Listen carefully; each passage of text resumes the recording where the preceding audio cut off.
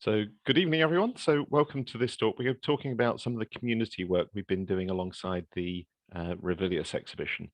And if I can introduce my colleagues who are going to speak in turn about some of the things they've been doing. Ali Rushent, who's our Learning and Outreach Officer, Amy, who's our Community Curator, Rachael, our Development Officer, and Bethany, who's our Museum Assistant. Okay, and they're each going to be talking about a specific part of the projects. So I'm just going to put PowerPoint on screen, and then it's Ali who's going to start us off. And we'll be talking for sort of 45 minutes, depends how much everyone wants to say. And then there's a chance to ask questions afterwards.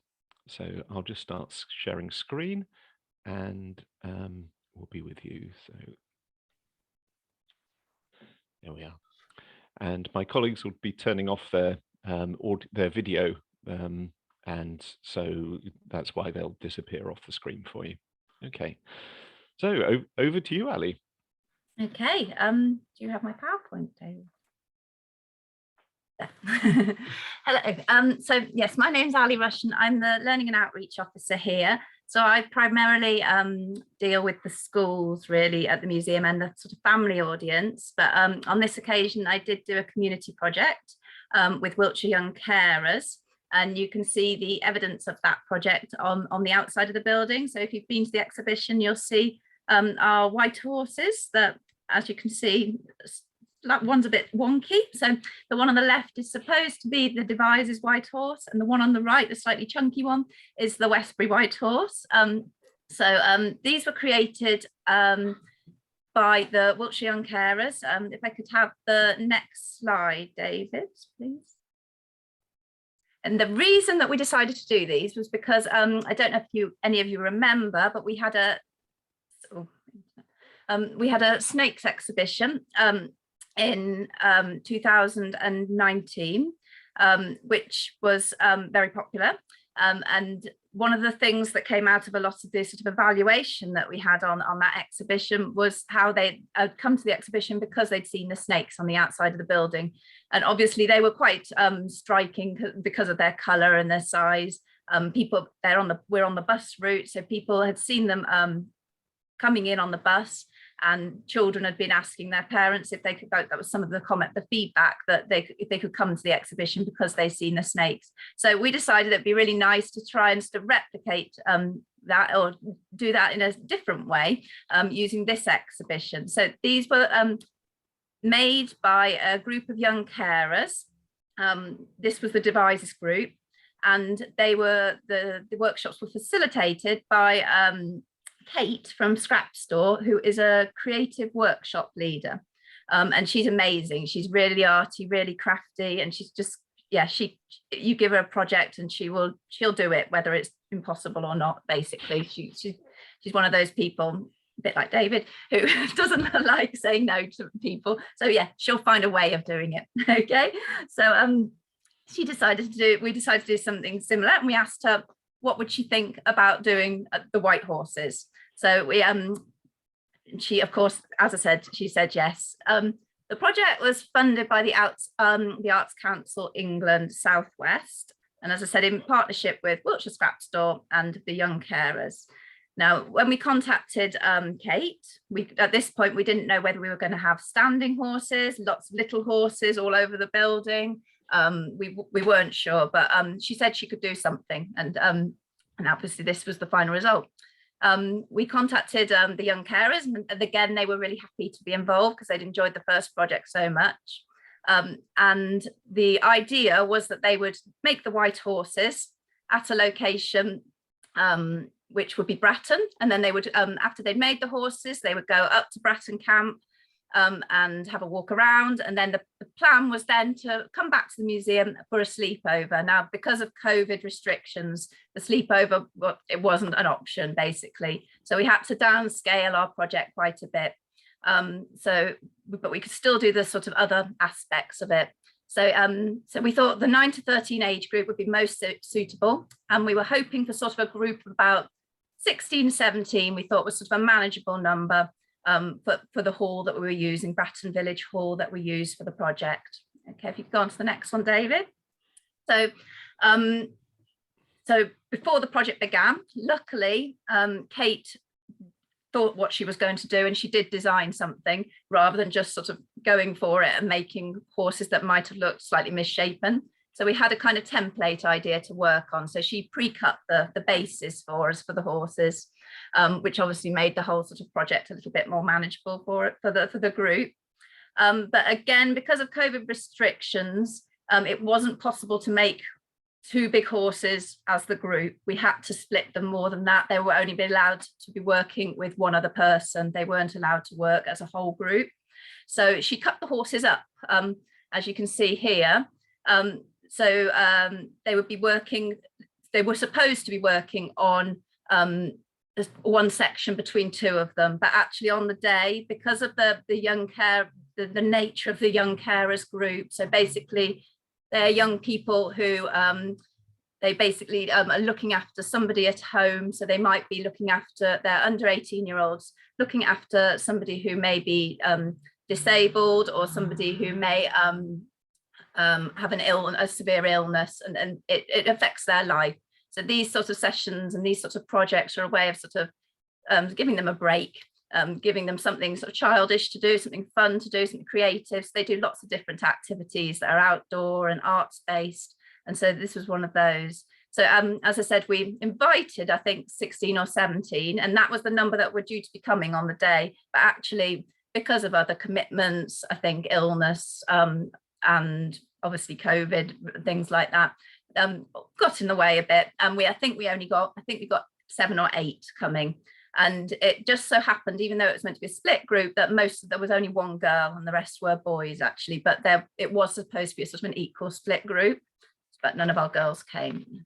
Okay, so the materials used were the signage. So they basically scrap store, recycle anything that they can to make into other projects. So these are signs from Laycock, from the National Trust, that have been reversed to be used as a base, because anything we were going to have to make had to be waterproof. So these, it's like a corrugated plastic that they were made from. And then the materials that we put on them, they also had to be waterproof. So they use a very strong double-sided sticky tape, which I think is perhaps for carpeting or something like that. And then recycled bubble wrap and recycled double-sided white plastic for these. Okay, so if we go to the next slide, David, please.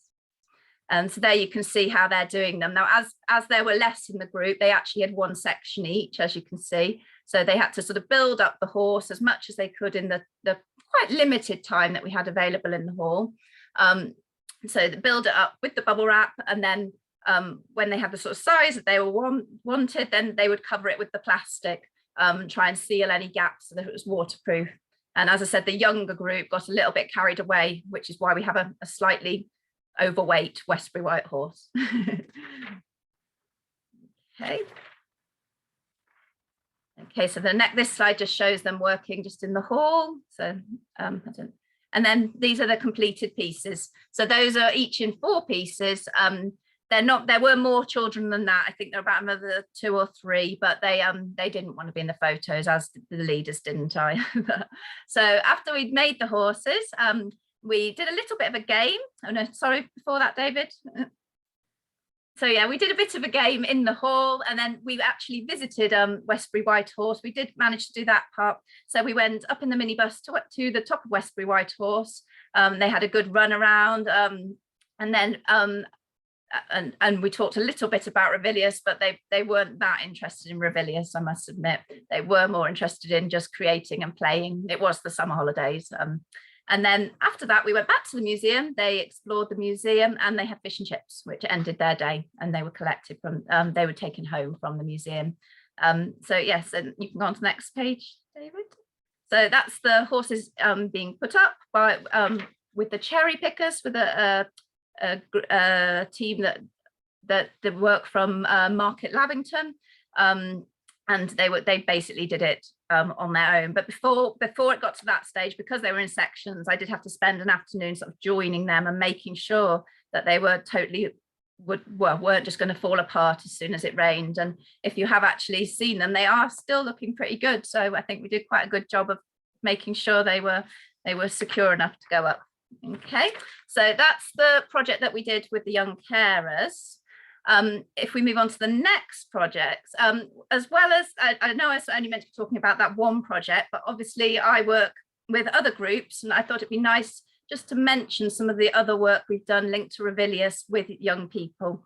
So this was St Thomas a Becket School, which is in Tilshead on Salisbury Plain. And even before our Ravilious exhibition was due to open, they had decided they were going to do a Ravilious whole school project. So that's right from reception to year 6. And when they saw that we had the exhibition on, they got quite excited because it made their work a little bit easier. So I went into the school and talked to the different groups. So it was key stage, so it was right from foundation stage, so from age 4 or 5 right up to the year 6, 11-year-olds, and talk to them about Ravilious, obviously in different levels. Talking to the 4-year-olds, it's quite challenging to teach them about Ravilious, but it was actually quite amazing because I told them about things like the landscape features and things like the dew pond you can see in here, and about the trains and the cement works. And actually when they went to do their little chalk pictures, these did all appear in their pictures. So even though they were only 4 or 5, they had grasped these little bits, these little snippets that I talked about, and they'd sort of stored it up, and they did all come out onto their page. So we had train tracks and all sorts going on in their pictures. So it's quite amazing that they'd actually sort of, yeah, taken a lot more in than I'd have expected from that age. So so we did sketches, and if you go on to the next one, David. As I said, we did chalk pictures. We talked a lot about the chalk landscape and the landscape they lived in. I took in lots of artifacts that were either made from chalk or were found in the chalk landscape, or perhaps preserved by the chalk. So so these are some of their pictures, some of the younger pictures. And as I said, I was there the whole day working with them. And then if you go on to the next one, we also did printing. So we looked at the prints, the wood prints that Ravilious had done, and we did them on, and like it's called safe print, I think it's called. It's like a foam that you do it on. So it's a bit like lino cutting, but you're just doing it on a foam, so it's a lot easier and safer to create their own artwork. And then they went up as a whole school up to Westbury Whitehorse, and they did that on their own. They did watercolors as a result of that. So that was their sort of final part of their project. And then the final slide just says about some of the other things that we've done linked to Ravilious. So basically we've had museum clubs, because we have a museum club called Young Curators, which is what used to be called Young Ones. So it's from 7 to 13-year-olds. So we also have Museum Explorers, which is our new club, which is for it's called Key Stage 1, so sort of 4 to 7, that sort of age. And those clubs have both done sessions on Ravilious, and they've looked at the exhibition very briefly, but they've done artwork, printing, watercolors, and fabric painting as well. So if you could just go on to the next slide, David. So yeah, these are some of the prints I was telling you about, the safe print foam prints. So different levels. We've got one who's a slightly older print on the one side, just showing how the process works. And then on the other side, the younger interpretation, which generally seemed to be a lot about the mythological creatures. We had unicorns and dragons. They took that side of things from Ravilious work. They weren't as interested in the fields and the hills. and then the last picture. So this is the fabric painting, which again, they did a sort of their artistic slant on white horses. So these were done using stencils and fabric paints to create their own sort of Ravilious souvenir. But as I said, they went a bit sort of artistic with them. They're not sort of that accurate. Okay, so and as I said, we also have done holiday activities linked to them as well, and our Curious Kids Club, our preschool kid, has done a session on horses, which is our link to it. So thank you very much. That's my project. Fantastic, thanks, Sally.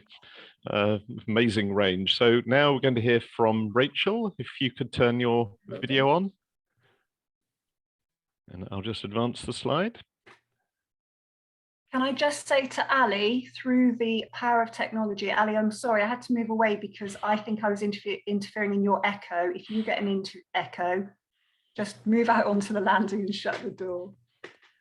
Hello, everybody. I'm Rachael Holtom. I'm Development Officer, which is a weird job. It's mostly about fundraising, but it's also about developing partnerships and, making most of what we can do to keep our wonderful organisation going financially. My project I'm going to talk about is elements of Ravilious with the marvellous ArtsTogether Devizes group. Next slide, please, David. It's funded by the Mercers. I'm development, I've got to say this. David, next slide. By the way, David, if I touch my nose, please do the next slide. Righto. ArtsTogether. So a little bit about ArtsTogether. Since 1999, ArtsTogether has been working to improve the health and well-being of older people in Wiltshire through the provision of a range of participatory arts projects. The small but brilliant team behind this local charity has brought together professional artists and older people for weekly arts workshops. And I know that ArtsTogether plays an important role in countering loneliness and isolation and enhancing the well-being of older adults, as we shall see. Back in 2019, when we pulled together these funding bids, these were the plans for the Devizes group. Number one, they would have a group trip to Westbury Whitehorse in a minibus with ice creams. That was very important. They would have a handling session of prehistoric archaeological artifacts from the Downlands in a visit to the group in their setting, which is normally a care home, that sort of place, to the group by Wiltshire Museum archaeologists. That would have been Ali and David. There would have been 4 group meetings with lunch and refreshments at their Devizes venue, led by professional artist Sue Martin. And that would have been full of fun and friendship and coffee and puddings and all sorts of things. They would create their own interpretations of Ravilious work to be displayed concurrently at the museum during what is now our current exhibition, Ravilious Downland Man, from September 2020. And then there'd be a wonderful group celebration at the museum. We were all ready to go. And then, what on earth could we do? So it needed a complete rethink, obviously. Quite a few fraught conversations with the brilliant team of ArtsTogether, who can cope with anything, I know this. Due to social distancing, the museum team had to move away from being part of delivering the project, and Caroline, Sue and Belinda from ArtsTogether worked out a wonderful new approach. The words here are Belinda's from the funding review that we've just pulled together for the Mercers. The project delivery needed a complete rethink, as it could not happen the way it was initially envisaged. Instead of getting the group members to the White Horse in Bratton, we showed videos and brought elements of the landscape to the group members, chalk, charcoal, earth, which literally brought the landscape into their homes. Several members had no equipment to Zoom and needed it to be coordinated into clusters to access it. 2 members were out of Devizes during most of the lockdown and needed to be briefed separately and kept updated. As you can imagine, this was a huge learning curve for all of us. Many of us had never used Zoom before, and so we were trying to get used to that. Some of us were still having problems, including me, as we tried to log on tonight. Imagine what this was like for a group of older people isolated very often in their homes. It was major. So we had Belinda and Sue delivering Zoom films, we'll see one in a minute, and also delivering parcels full of creative stuff to people's homes, all in the lockdown of spring 2021. David's going to click on this link. He's only going to play 1 minute 15 of it. If you really love it, you can find it on YouTube.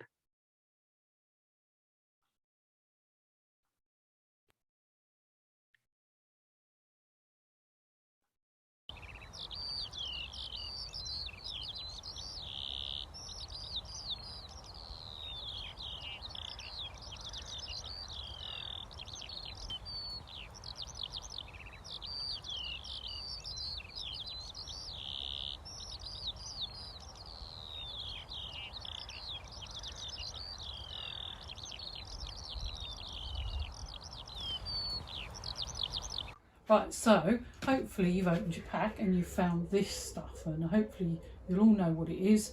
Floral foam, and that's why we said it's really fragile, handle it carefully. Because when I bought mine, it's got thumbprints in it, because I bought mine in a store in town, and it's got, you know, people can't resist poking it.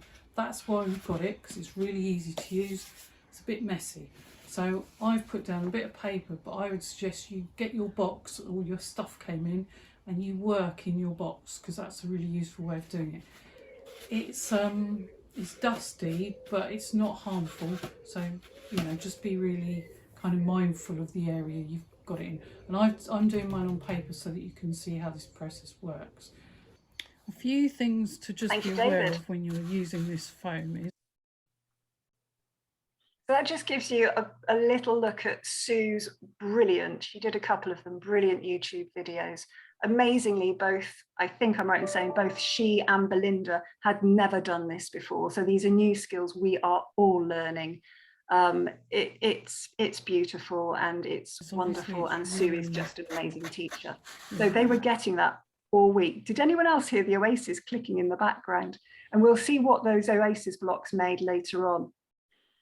We're now going to skip from that to the first group visit that Devizes group had for about 18 months. The project has now been completed. They've created their work. Again, we'll see that in a little bit.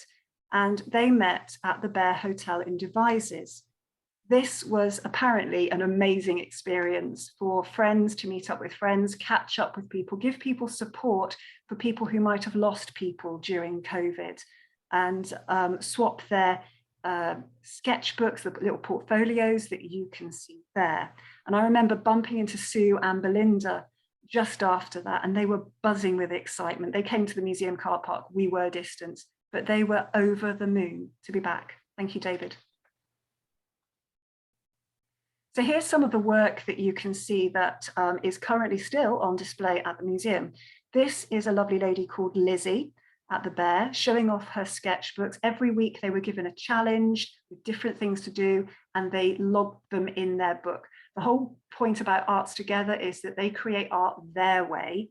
You can do whatever you want from the inspiration that artists give the group every week. And that's the whole point, is that they create their own art. And these are really talented artists. And it is amazing what they have done. You can see a few more examples of sketchbooks on the right-hand side, including the top one, which merges together a bit of collage as well. Next slide, David.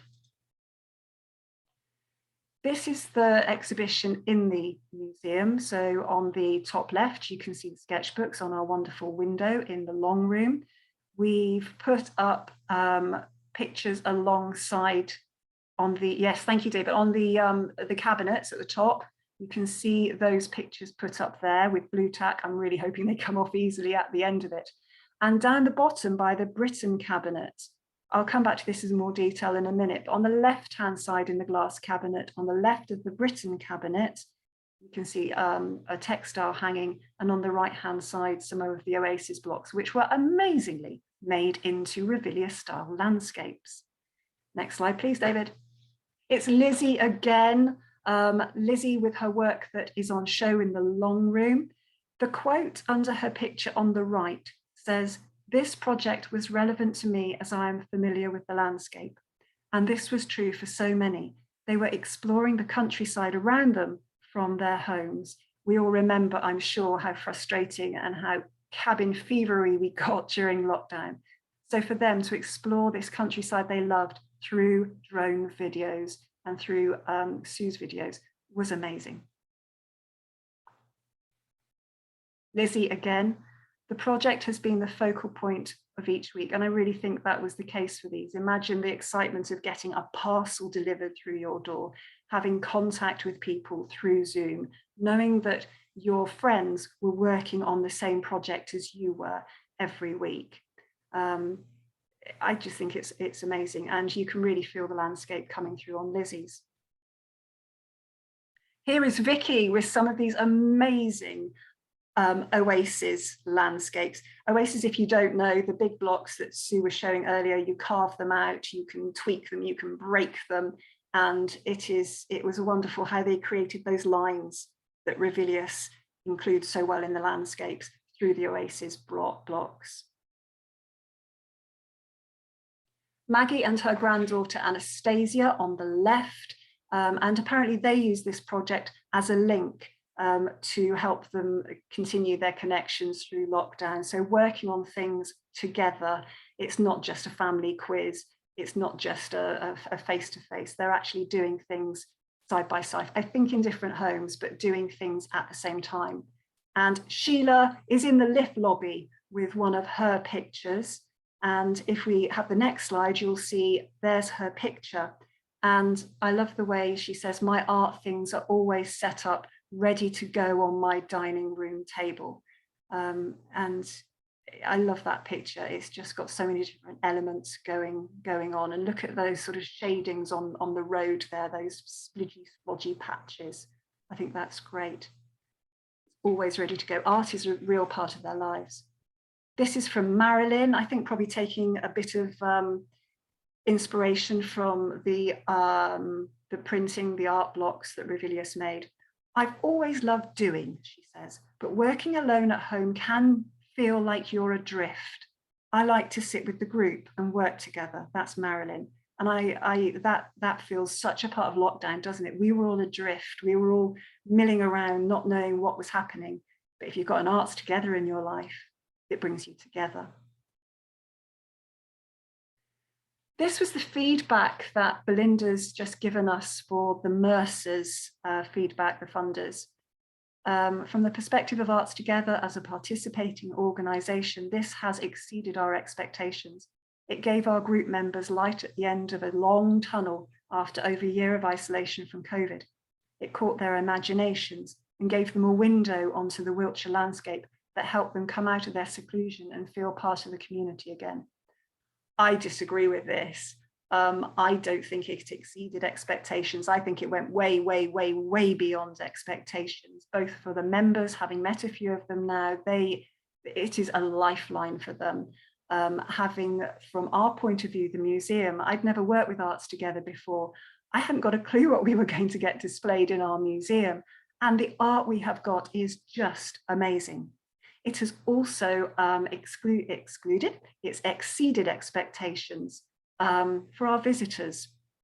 When we go and steward as members of staff or work at the front of house reception area, people come up and talk to you. And I had someone come to me only this last weekend, a gentleman, and he said, can you tell me a bit more about the art that was created? It is amazing, it's lovely. So I told him very happily. And we've actually had another person email us to say how brilliant it was. And that was the only subject of the email. He took the time to write a nice paragraph of work, which we have passed on to ArtsTogether. And we are hoping to work together again. Well, we will be working together again on another project inspired by Thomas Hardy's exhibition, which is coming in May. Do come and see it, it's going to be amazing. We are going to focus on Tessa the D'Urbervilles and superstition and things like role of women. And apparently one of the ArtsTogether groups are full of women who would love to explore the role of women in Victorian times. So do come along for Thomas Hardy from May through to, I think, September, and see some more of their work. Next slide, David. I'm going to finish my last three slides on a lady I met. You'll see her in a minute.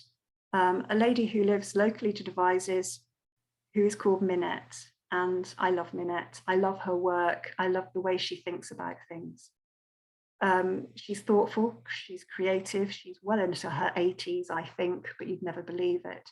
And apparently she blossomed artistically with this project, producing a quality of work she had never achieved before. And this is just a beautiful, beautiful collage work.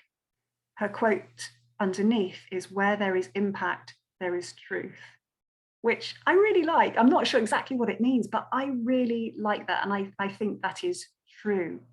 Next slide, please. Here is Minette meeting the Duchess of Cornwall. You can see Minette just in the middle there, Belinda, the facilitator, the group facilitator for ArtsTogether in the centre in the scarf. And there's Minette. She's been at home for so long during lockdown, and she's out in the world meeting people. This was just before Christmas. We were all still finding our feet COVID-wise, and there she is having a marvelous time. She had a great time. We had a great time. I had a great time meeting her. Next slide. So this is Minette. There was a young man called Ravilious, whose paintings were skilled and fastidious. The works that emerged as his genius surged were nothing if not quite marvellous. And I think that's my last slide from the marvellous Minette. Thank you.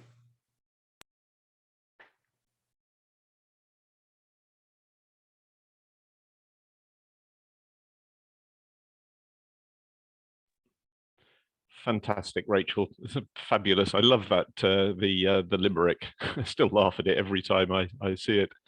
Now we're going to hear from Amy. So over to you, and you're now in charge. Ooh, that's very exciting. Right, let's try and share my screen. Okay, David, can I check? Can this be seen? Can everyone see my screen? Yes, that's perfect. Yep, brilliant. Okay, great. So my project, I say my project, the project I was working on, we called the Chalk Hills Creative Project, and it was with Fairfield Farm College and the artist Rachael Hurd. Now this did get hit by COVID as well, and we lost our original partner on the project, but luckily Fairfield Farm College were very happy to join us. Now the project was funded by the Heritage Fund, and what we based this project on was a dummy book. So this was the thing that sparked the whole idea for the exhibition, and it was bought at auction by David for the museum, and it was the big Ravilious thing that we had. And basically what the dummy book was it was like a draft where Ravilious sketched out an idea for a puffin book that never actually ended up happening. But what our project was to get adults or young people with learning disabilities to come in and recreate and make their own version of the Ravilious dummy book. And that could be influenced in their own way, using his work as inspiration and a landscape that he used to paint with. So Fairfield Farm College. So this is a special needs school, college for young adults. We had a group of 7 students and their teacher, Shelley Callman. Prior to them coming into the museum, we had 2 sessions where they just got to meet myself and Rachael and get to know us a bit more. So we went into the college, met them, saw some of the artwork that they had created already. And then in the museum, I did a virtual tour so that they could get comfortable with what the museum looked like and to get to know me a little bit more. So when we started the project, we started off, you'll see on the far picture here, they started looking at the Ravilious dummy book and having a go with watercolours, as you can see here. So Rachael was teaching them how to mix the paint, to do the hatching painting, which was used quite prevalently by Ravilious. And they had a chance to look at the Ravilious exhibition, do some sketches and ask us questions about what they saw and to write down how they felt about these subjects. And I'm trying to go to the next slide. There it is.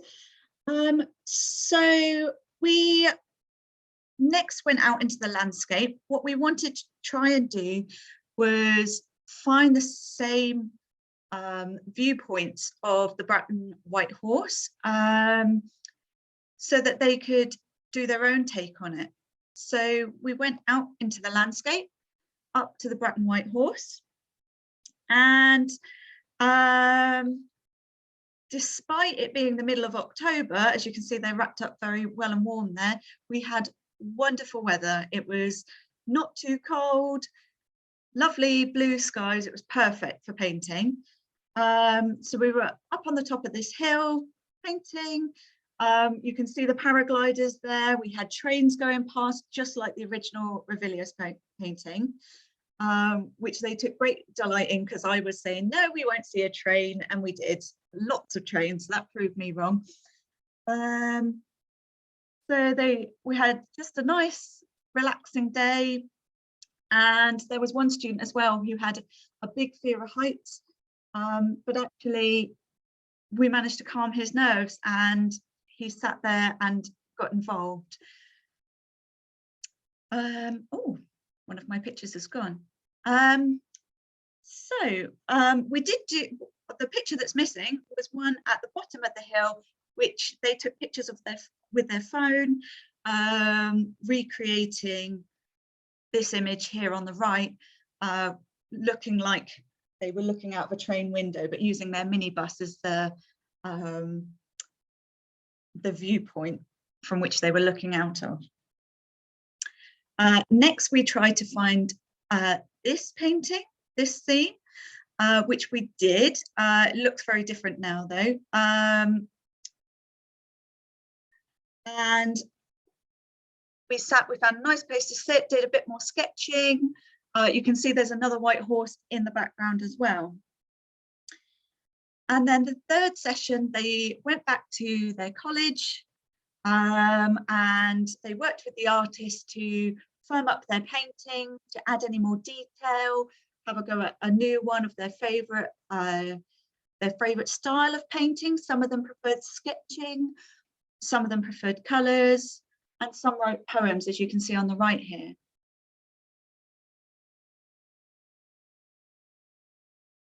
And you can see here, they created their own dummy book using the painting techniques of Ravilious, as well as drawing the white horses. And then the next time they came in to reveal their work. You can see them there lifting the veil off. And they were also surprised with a journey book, a photographic journey book of what they had managed to achieve whilst on this project. So that was a lovely little extra that the artist made for them. And they got to have a look around the museum. They didn't get to do this on their first session because we were focused on Ravilious. So it was really great to hear their thoughts on the museum, what bits they liked, what bits they didn't like, and just really seeing what kind of things they liked to interact with as young people. So we sat and had a discussion. We talked about what kind of heritage art jobs there might be, whether they might like to volunteer. One thing they were very eager on is that museums should listen to their voices and their suggestions on how things can be improved for people with learning disabilities. Then we celebrated with pizza. That was the thing I think they were the most excited about. It was what we promised them at the beginning as part of the celebration of what they'd achieved. And as you can see there, one of the lads was very happy that he managed to finish his whole pizza. So the project had lots of positive feedback from the students and was featured, as you can see here, on the special needs guide and the White Horse news for Westbury. And I think that's it. I did that a lot faster than I expected. Thank you for listening. Fantastic. Thank you, Amy. And just like the others, there were things I didn't know that that had happened during your project, just like the other two. It's absolutely amazing what you learn, what you find out. Now, last but not least, we're going to hear from Bethany, who's going to talk about some of the evaluation we've been doing and the hundreds, literally hundreds of surveys that people have completed. So if you're ready, over to you, Bethany. Yep, just going to try and share my screen really quickly. for some reason it's deciding to take a long time. Oh goodness, the one day. Of course, as soon as you need it to happen, it takes hours. You know, it's the way it works, isn't it? There we go.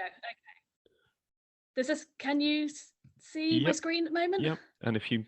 Okay, if this will present. Okay. Here's hoping it does work. It's thinking about it.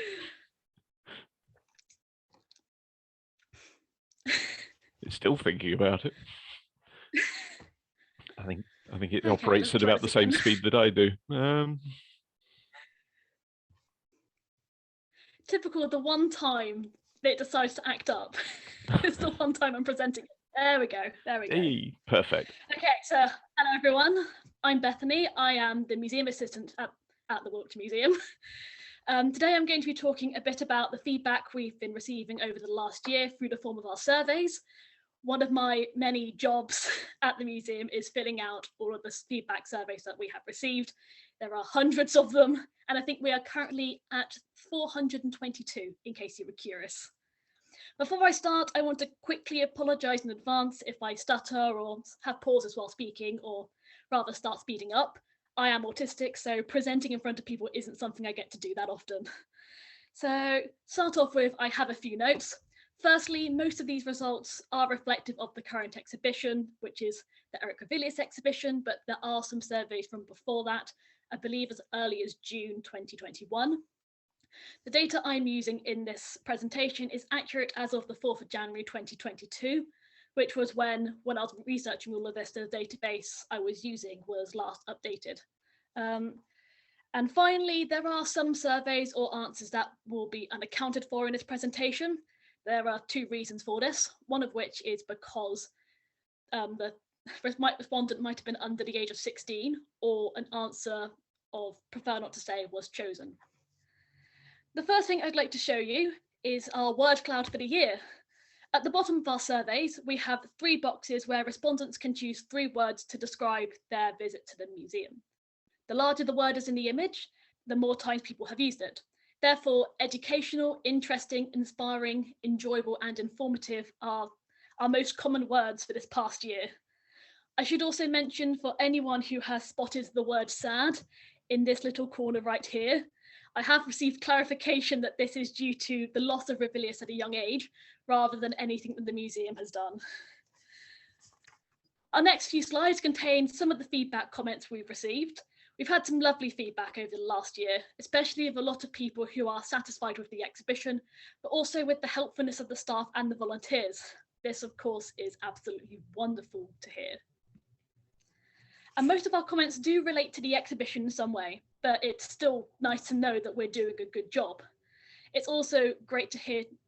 It's also great to hear that people who have come solely for Ravilious have also found out some interesting information about Devizes and in turn Wiltshire just by looking around the rest of the museum.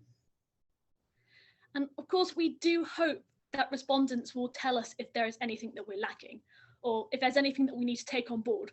This is especially helpful in terms of accessibility and how we can present ourselves and make sure that everyone is able to access not only the exhibition, but the museum as a whole. One main issue that has continuously been flagged up on the surveys is the size of the captions in the exhibition halls. I am aware that we do have a booklet containing the captions in a larger print in both the Oxman and the Piper Gallery, but time and time again, this is the one thing that gets flagged up. And now it's time for the analytics. I've tried to keep it to 1 graph per slide so that it's easier to read. Also because my laptop screen was a lot smaller than everyone else on the staff, so it's a lot harder for me to read if I have more than one on a screen.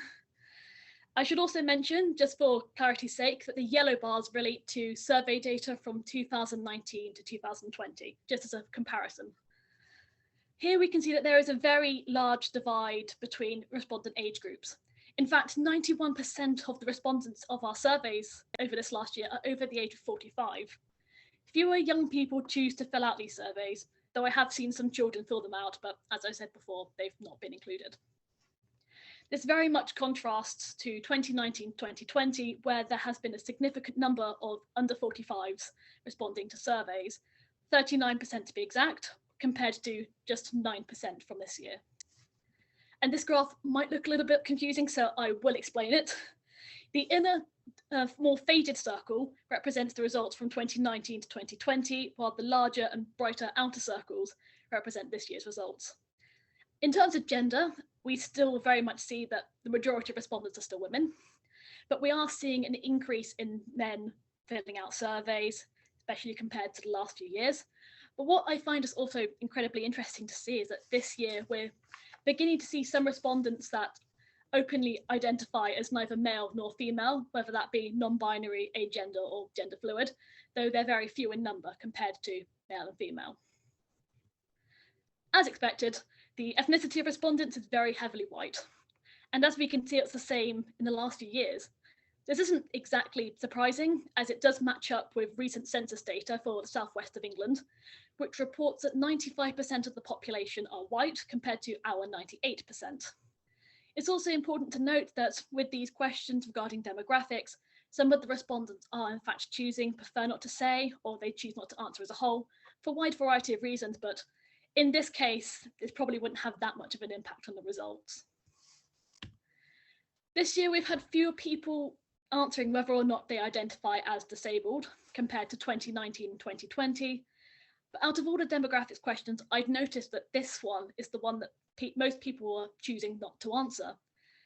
So according to these results, we are seeing a decrease in disabled respondents by about 8%.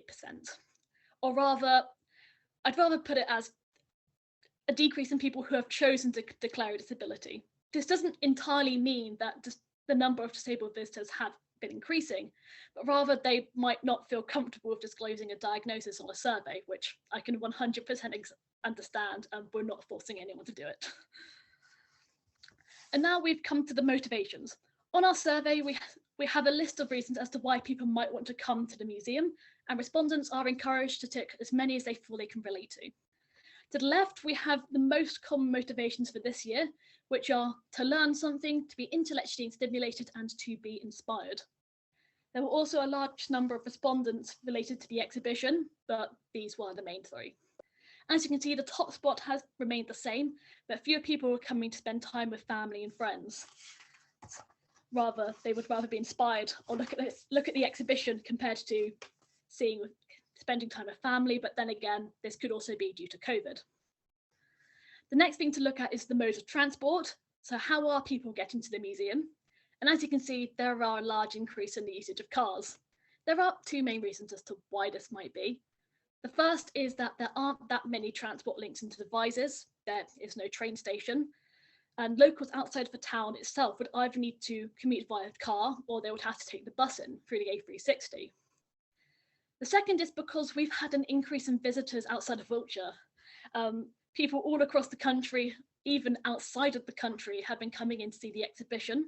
And if you were curious, the furthest respondent that we've had within the UK is the Isle of Skye, which is a good 11 to 12-hour drive away.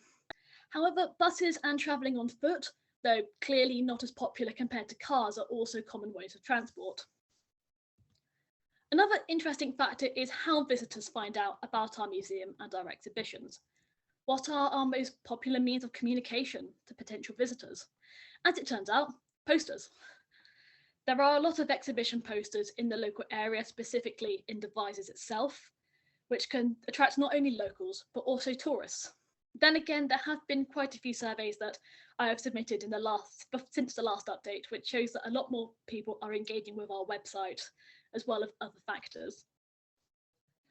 In terms of social media, at first I was quite surprised to see that Twitter was our most popular social media platform for engagement, but I realised our Twitter is in fact our most followed platform for social media, and that many of our posts regarding Ravilious were reaching at least 50 shares. Alongside this, the official account for Ravilious, rather his estate and his artwork, shares some of our posts about the exhibition, which in turn opens it up to a wider audience, so more people are seeing that we have an exhibition or more people are engaging with us. We didn't expect to have many people returning to the museum in the past year. Both 2020 and 2021 have been very turbulent years indeed. We spent the first 3 months of 2021 in lockdown.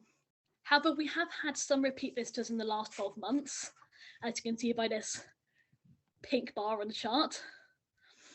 Those who have visited in the last 12 months are most likely to visit twice. We did expect, however, that we'd have a lot of first-time visitors. As I've said, people have come from all over the country to view the Ravilious exhibition, but it is very pleasing to see that we've had such a high amount of returning visitors, regardless of how long it's been. I've seen surveys where people have said they visited over 5 years ago and they've come back to see Ravilious, which is very, very good to hear and very interesting. And now we're moving on to quality, and I apologise in advance, there are quite a few graphs for this one. The first one on the left is value for money. Fortunately, satisfaction for museum prices are increasing, with some respondents even commenting that the museum prices were a bargain. We have also had quite a few not applicable and don't know answers. This possibly could be down to having members of Art Fund and Wessex partner museums coming into the exhibition, which we have had quite a lot of. They do get in for free, which explains that.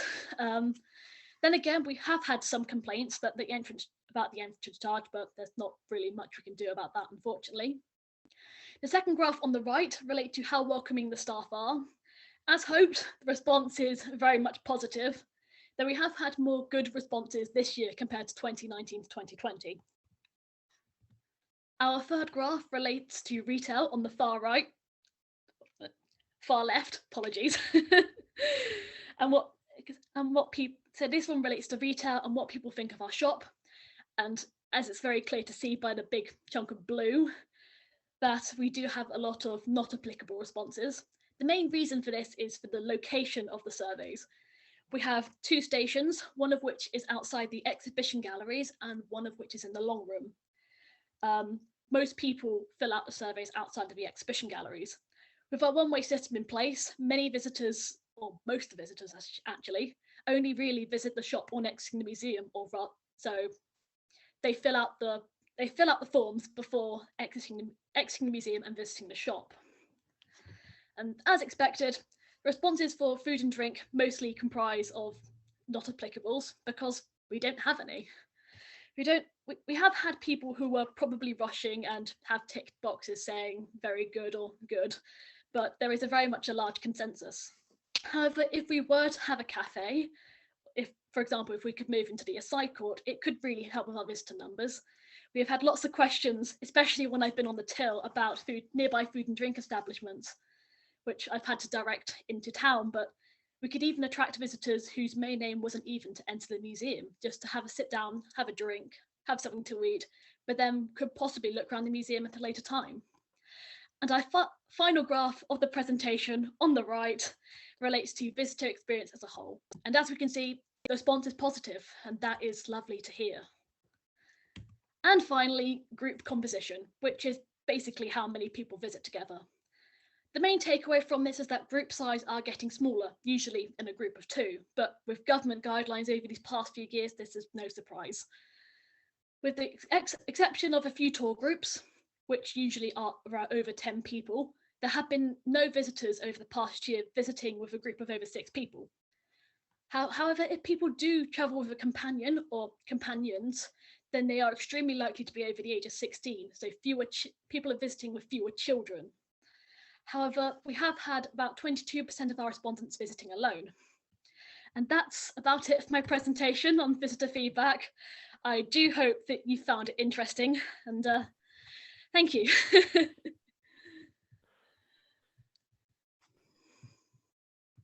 Fantastic, Bethany. If you could all if all my colleagues could turn their video and audio on. If I could just say a huge thank you to you all. It's been absolutely amazing to listen to everything. And particularly Bethany, I've not seen those figures before because as you've added so many over the last couple of weeks, I hadn't seen those figures before. I think your insights are really interesting. Well, I think we got a lot of discussion to have about what those figures say and where we should be going. And it's been fantastic to hear about all the community work that everyone's been up to, and it just shows how we can and do work with a wide range of people. Now, if you would like, the audience, if you would like to ask any questions, if you take your cursor down to the bottom of the screen, and you'll see there's a button labeled Q&A. You can click on that, and if there's anything you'd like to ask. I've got one for you, Bethany, which is, what can you give us one of the responses that just made you laugh, or sort of really stuck out for you? Is there anything that really comes to mind as being, outrageously fun? I believe one of the first few surveys that I did, there was someone who said that her mum was friends with Terza Ravilious, which was very interesting to hear, that lots of people have personal connections to the exhibition rather than just wanting to see it because they're a fan of the work, but they know members of the Ravilious family, which is very interesting. Yeah, we actually had Anne Ullman visit, who is Ravilious's daughter. She visited today at lunchtime. Yeah. So that was fabulous. It was a real privilege to be able to meet her. So someone said, this isn't really a question, I don't think. I have to run. Just wanted to say this Zoom call has been a great intro for me to learn about the brilliant work the museum has been doing with the local community in relation to the Ravilious exhibition. You're all incredible. Is that wonderful? And the Ravilious exhibition is excellent too. P.S. On the survey feedback, an on-site cafe would be a great idea. Well, we all know that. That's why we need just a mere 13 million quid for the assize court. So we can have cake at break.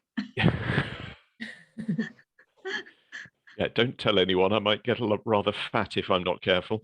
It's bad enough trying to say no to biscuits, let alone saying no to cake as well.